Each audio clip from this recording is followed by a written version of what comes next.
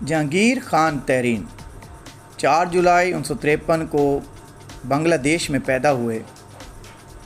خاندان کا تعلق جنوبی پنجاب، خاص طور پر ملتان کے قریب جنوب مغربی پشتون علاقے سے ہے۔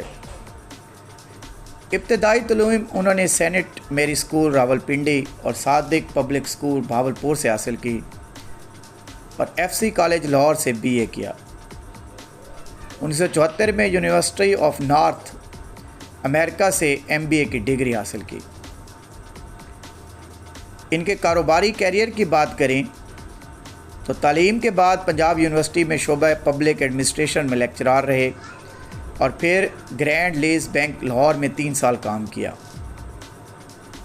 1978 میں زرعی سرگرمیاں شروع کیں اور لبنان میں 2000 ایکڑ پرانی اراضی پر آم، کپاس اور سبزیوں کا جدید فارم بنایا۔ 1980 کی دہائی میں ریاض ہوٹلز کے تحت پیپسی کا فرنچائز حاصل کی، جسے بعد میں کامیاب بزنس میں تبدیل کیا۔ بعد ازاں JDW گروپ کے بانی اور CEO کے طور پر انہوں نے سنگھار صنعت میں نمایاں مقام حاصل کیا، جس میں مڈفل و صنعت، ڈیری، پاور جنریشن اور دیگر شعبے شامل ہیں۔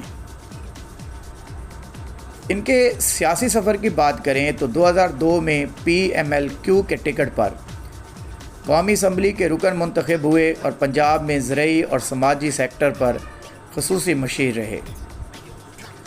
2004 اور 2007 کے دوران وفاقی وزیر برائے صنعت و پیداوار کی ذمہ داری نبھائی۔ 2011 میں تحریک انصاف میں شمولیت اختیار کی اور 2013 تک پارٹی کے جنرل سیکرٹری رہے۔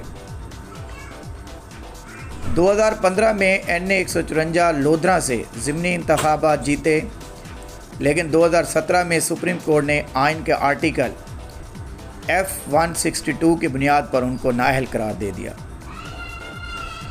ان کے سیاسی محاذ پر اثر و رسوخ اور تنازعات کی بات کریں تو 2023 میں انہوں نے PTI سے انحراف کیا اور استحکام پاکستان پارٹی کی بنیاد رکھی، جس میں انہوں نے پارٹی کے بانی کے طور پر بھی اہم کردار ادا کیا۔ 2024 کے انتخابات میں دونوں انتخابی نشستیں NA 155 اور NA 149 میں شکست کے بعد انہوں نے IPP کی صدارت سے مستعفی ہو کر سیاست سے بھی کنارہ کشی اختیار کر لی۔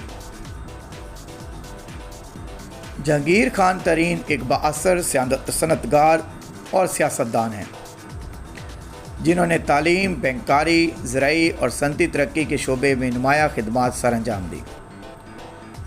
انہوں نے JDW گروپ کے ذریعے ملک میں صنعتی ترقی میں کلیدی کردار ادا کیا۔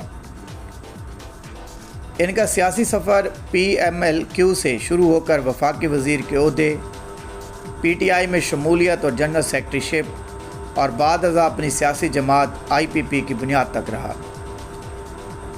سیاسی تناظر میں وہ ہمیشہ متنازع کردار کے مالک رہے۔ نہ صرف ان کی کامیابیاں بلکہ سپریم کورٹ کی جانب سے ان کی نااہلی اور بعد میں استعفے کا فیصلہ بھی نمایاں رہا۔ ان کا اثر و رسوخ، سرمایہ اور سیاسی حکمت عملی انہیں پاکستانی سیاست کا ایک اہم اور اثر انداز فگر بناتی ہے۔